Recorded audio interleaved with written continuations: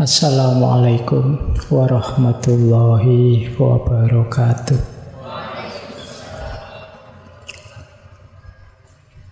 Bismillahirrahmanirrahim.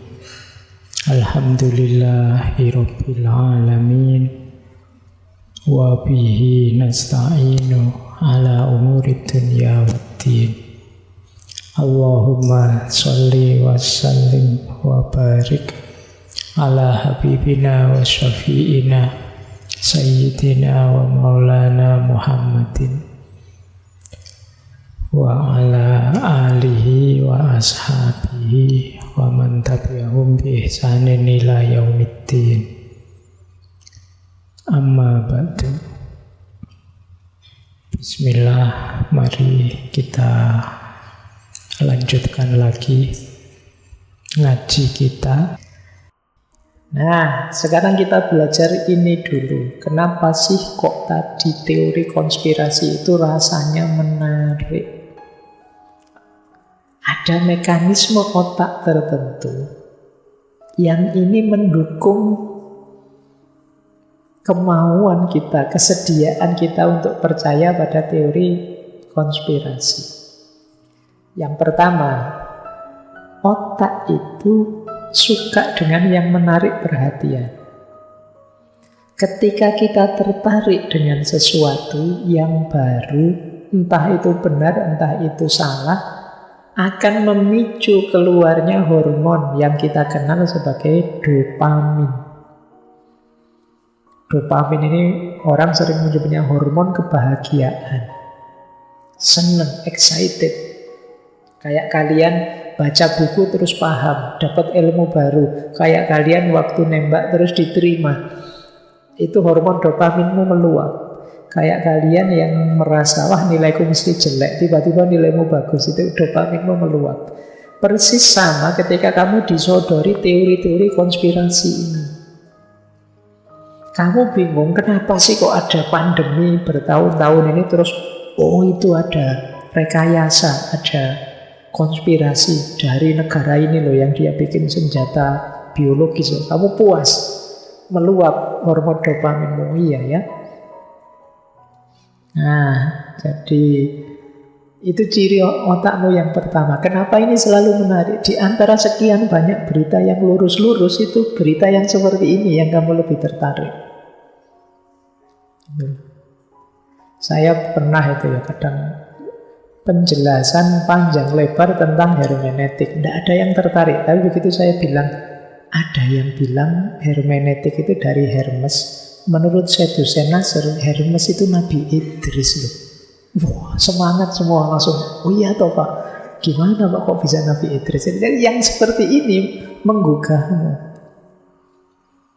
Buku-bukunya Socrates sebanyak itu, kamu tidak nyenggol. Tapi begitu ada asumsi bahwa jangan-jangan Socrates ini Luqmanul Hakim ya. Wah, kamu tertarik ini nyari bukunya. Jadi pikiranmu begitu, kinerja otak kita senang kalau ada yang menarik-menarik. Hormon dopaminmu meluap. Itulah mengapa teori-teori konspirasi ini laku. Nah, ini kalian dapat senjata sekarang kalau ingin jadi menarik orang, bikin yang menarik mereka. Pakai kalimat celetukan yang mengagetkan. Itu orang langsung. Kamu diceritain tentang sejarah nenek moyang, Mojopahit, Pajang, itu kamu ya masih ragu-ragu. Gimana sih Pak, males bacanya huruf Jawa kuno. Begitu saya cerita, jangan-jangan Jawa ini dulu Atlantis itu ya. Wah, kamu langsung semangat. Oh, coba Pak kita cek Pak. Itu khasnya mekanisme otak.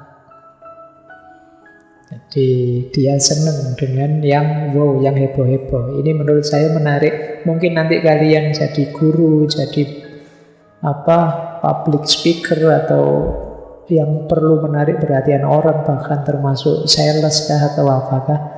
Coba bikin pernyataan yang agak heboh. Itu mesti menarik perhatian orang. Terlepas nanti orangnya setuju atau tidak, tapi dia mesti tertarik dulu perhatiannya. Orang pintar minum Ya, kalau kamu pakai kalimat itu saja kamu langsung mengkerut. Ah, masa begitu? Terserah kamu tidak setuju. Sudah kan sudah melihat ke situ akhirnya. Sudah menengok ke sana dan kamu apal akhirnya. Jadi itulah mekanisme otak. Ini yang banyak dimanfaatkan oleh para pembuat iklan. Bikin kalimat-kalimat yang mengejutkan, mengagetkan, menampilkan fakta-fakta, ngomong heboh, tapi terus di belakang ditambahi, tapi bohong kok. Itu kan kamu jengkeli. Sudah serius-serius baca di belakang, ini hanya karangan saya saja. Karena sejak SD saya seneng ngarang. Kan ada yang kayak gitu, ngomong cerita kayak heboh-heboh, tapi ini karangan saya saja kok. Nah, itu kan menjengkelkan. Tapi kamu sudah tertarik ke sana. Kenapa hebohnya? Hormon dopamin mau keluar. Yang kedua, mekanisme otak lagi. Otak kita diadaptasi untuk mengutamakan informasi tertentu, kemudian disimpan di memori. Jadi ingatan. Peristiwa yang heboh tadi pasti itu akan jadi ingatan. Meskipun ternyata terbukti keliru, tapi sudah masuk ke memori. Jadi ini yang dilakukan sering dalam iklan propaganda, bahkan politik. Muncul ingatan karena dia berhubungan dengan kehidupan kita. Terus datanya masuk. Jadi menciptakan kenangan yang nyata. Meskipun hakikatnya itu bikinan awalnya, sesuatu yang tidak asli. Jadi informasinya dimasukkan terus. Meskipun itu palsu, lama-lama ya teringat. Boleh dicoba, kalian bohonglah terus tentang satu hal yang kalian tahu itu bohong, tapi ulanglah terus. Pada akhirnya kalian sendiri yakin bahwa itu benar terjadi. Boleh dicoba, saya tidak tahu kalian pernah bohong apa yang sering kalian ulang-ulang. Misalnya, zaman kecil dulu saya pernah jatuh dari atas pohon, tidak apa-apa itu. Ini ngarang sebenarnya untuk menunjukkan bahwa kamu hebat. Tapi di berbagai kesempatan kamu ulang terus bahwa kamu pernah jatuh di atas pohon, tidak apa-apa. Terus begitu. Nanti sampai pernyataan kesekian, kamu sendiri yang bohong yakin bahwa kamu pernah begitu. Jadi boleh kamu coba. Itu mekanismenya otak. Ini salah satu rahasianya kenapa kok ngaji itu disuruh ngulang-ulang, kamu zikir itu disuruh ngulang-ulang, paham tidak paham ulang saja bolak-balik, akan tersimpan di memori jangka panjang. Nah, itu termasuk teori konspirasi tadi. Awalnya bohong, tapi begitu diulang, kalian merasa itu benar terjadi. Apalagi banyak orang setuju juga, masalah sudah. Yang semula kebohongan bisa jadi kebenaran akhirnya. Dan ini yang banyak dilakukan iklan-iklan propaganda, termasuk iklan-iklan politik. Diulang-ulang. Akhirnya tersimpan di memori. Telingamu mendengarkan namanya terus. Kamu jalan kemanapun lihat wajahnya. Noleh kiri, noleh kanan ada fotonya. Itu kan diulang-ulang terus ya. Awalnya kamu tidak suka, tapi sekarang tersimpan di memorimu sudah. Meskipun secara tidak sadar. Dan jangan lupa kata Freud, hidup kita itu ya lebih besar disetir oleh ketidaksadaran. Yang ketiga, otak kita sangat tertarik dengan hal-hal yang merangsang emosi. Membuat kita marah, membuat kita bahagia, membuat kita sedih. Ini menarik bagi otak.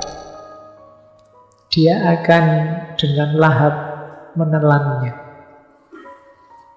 Jadi yang sifatnya emosi. Kayak teori konspirasi tadi kadang-kadang memancing kemarahan kita, memancing kesedihan kita.